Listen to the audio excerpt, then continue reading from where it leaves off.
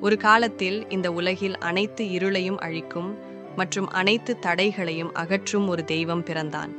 அவன் நம் சமயங்களில் மிக பிரபலமான கடவுள் விநாயகர்.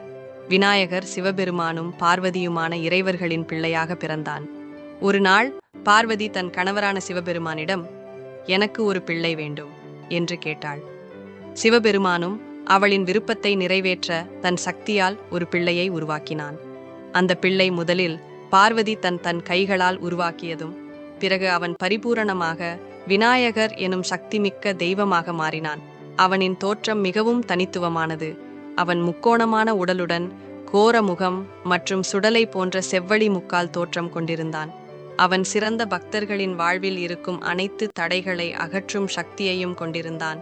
ஒரு நாள் விநாயகர் மிகவும் மகிழ்ச்சியுடன் தன் தாயிடம் இருந்தான். ஆனால் அந்த நேரத்தில் சிவபெருமானும் பார்வதியும் ஒரு பெரிய பிரச்சனையில் சிக்கியிருந்தனர். தேவமனை மற்றும் பிசாசுகளின் தாக்குதலுக்கு ஆதரவாக எந்த தீர்வு கிடைக்கவில்லை. பார்வதி அவள் மகன் விநாயகரை பின்வந்து கொண்டு எல்லா பிரச்சனைகளையும் சரி செய்ய முடியும் என்று நம்பினாள்.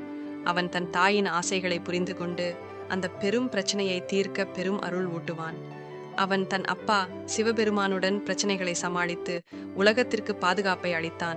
விநாயகர் படையெடுக்க விரும்பும் மனிதர்களின் மனதை மாற்றி அவர்களுக்கு உண்மையான வழியை காட்டுவேன் என்ற அருளுடன் நம்மை வழிநடத்தினார்.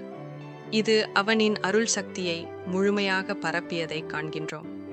இப்போது எத்தனையோ நாட்களாகவும் உலகம் முழுவதும் விநாயகருக்கு பக்தி செலுத்தும் மக்கள் அவரின் அருளை நாடி வழிபடுகிறார்கள். விநாயகர் எப்போதும் தனது பக்தர்களின் மனதில் ஒளியை பறிக்க மற்றும் அவர்களது உள்ளை பரிசுத்தப்படுத்தும் ஒரே தேவனாக இருக்கின்றார். எல்லா தடைகளையும் விலக்கி நன்மை மற்றும் மகிழ்ச்சி தேடும் ஒவ்வொரு நபருக்கும் விநாயகர் ஆன்மீகத்திலும் வாழ்விலும் சிறந்த வழிகாட்டியாக இருக்கின்றார்.